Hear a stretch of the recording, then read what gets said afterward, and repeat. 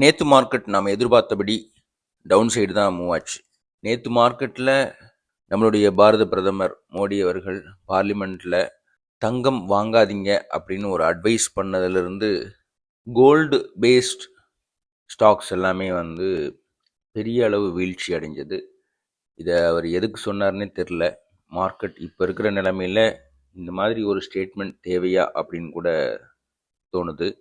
அவர் advice பண்ணதுக்கு நிறைய பேர் லாஸ் பண்ணாங்க. ஓகே, இன்னைக்கு மார்க்கெட்டும் பெரிய பாசிட்டிவான நியூஸ் இல்லாததுனால டவுன் சைடு மூவ் ஆக வாய்ப்பு இருக்குது. அதாவது அப் சைடு மூமெண்ட் எதிர்பார்க்க முடியாது.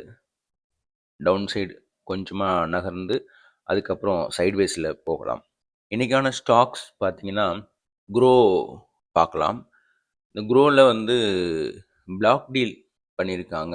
அதாவது கிட்டத்தட்ட ஒரு 4750 கோடி அளவுக்கு பிளாக் டீல் நடக்குது.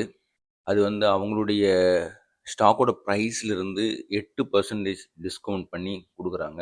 இதனாலேயே அவங்களுடைய ஸ்டாக் குறையிறதுக்கான வாய்ப்பு இருக்குது. அதுக்கப்புறமா ஸ்டெபிலைஸ் ஆகும். ஏன்னா அவங்க ப்ராஃபிட் க்ரோத்தெல்லாம் காமிச்சிருக்காங்க. அதே மாதிரி லென்ஸ்கார்ட் ஸ்டாக்கை இன்னைக்கு பார்க்கலாம். அவங்களும் கிட்டத்தட்ட 5300 கோடி அளவுக்கு பிளாக் டீல் பண்ணியிருக்காங்க. அது அவங்களுடைய ஸ்டாக் ப்ரைஸ்லேருந்து ஒரு 5% டிஸ்கவுண்ட் பண்ணி தரக்கூடிய விஷயமா இருக்குது. இவங்களுடைய ப்ராஃபிட் க்ரோத்தும் ஓரளவுக்கு ப்ரொடக்டிவாக இருக்குது. ஸோ அதனால் இந்த ஸ்டாக்ஸை இன்றைக்கி நீங்கள் வாட்ச் பண்ண முடியும். இன்றைக்கி மார்க்கெட்டை சரியாக கவனித்து அதில் ப்ராஃபிட்கான பாசிபிலிட்டிஸ் இருக்கிற பட்சத்தில் நீங்கள் ப்ராஃபிட் பண்ண வாழ்த்துக்கள். All the best.